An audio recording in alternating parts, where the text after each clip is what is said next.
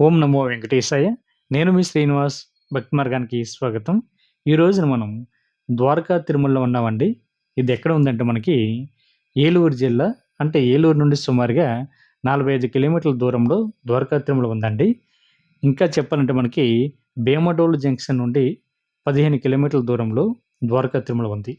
ఇక్కడ మనకి ప్రధానంగా స్వామివారి యొక్క విగ్రహాలు మనకి రూ. 2 అయితే దర్శనం అవ్వడం జరుగుతుందండి.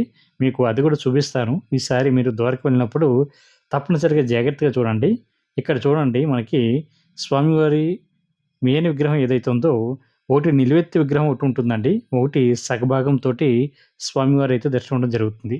మనకి సగభాగంలో ఉన్నటువంటి అంటే కింద ఉన్నటువంటి విగ్రహం ఏదైతే ఉందో, అదే అసలైనటువంటి విగ్రహం అండి. అదే స్వయంభూ విగ్రహం. ద్వారక అనేటువంటి ముని కారణంగా మనకి స్వామివారు ఇక్కడ స్వయంభూగా వెలిసారండి. ఆ విగ్రహం మనకి సగభాగమే మాత్రమే ఉంటుందండి. మనకి నిలువెత్తిన విగ్రహం ఏదైతే ఉందో దాన్ని స్వయంభూ విగ్రహానికి బ్యాక్ సైడు రామానుజాచార్య వారు ప్రతిష్ఠించడం జరిగిందండి.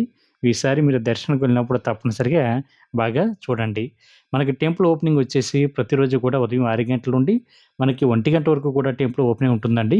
మధ్యాహ్నం 3 గంటల నుండి రాత్రి 9 గంటల వరకు కూడా టెంపుల్ ఓపెనే ఉంటుంది.